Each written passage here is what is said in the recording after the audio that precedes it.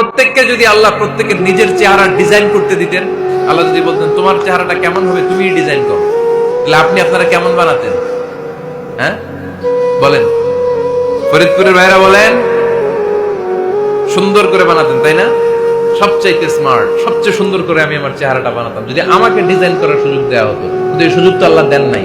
Design স্বয়ং করে দিয়েছেন কে? কোন নারীকে যদি আল্লাহ বলতে এই নারীরা তোমাদের চেহারা কার কেমন লাগবে তোমরা বানাও, প্রত্যেক নারী কি করতো? বিশ্ব সুন্দরী করে নিজেকে বানাতো। খুদ ধরার মতো কোনো জায়গা সে নিজের জন্য রাখতো না, ঠিক কিনা? কিন্তু এটা আল্লাহ দেন নাই। এই আকৃতিটা আমাদেরকে সরাসরি দান করেছেন কে? খবরদার, আমাদের অনেকে বিকলাঙ্গ, আমাদের অনেকের হাত ছোট, পা বড়, দেখতে মোটা, কেউ চিকন কেউ কালো। খবরদার, কারণ আকৃতি নিয়ে কখনো কোনো অবজ্ঞার সুরে, ঠাট্টার সুরে কোনো কথা আমরা বলবো না। রাজি আছেন? সবাই রাজি আছেন?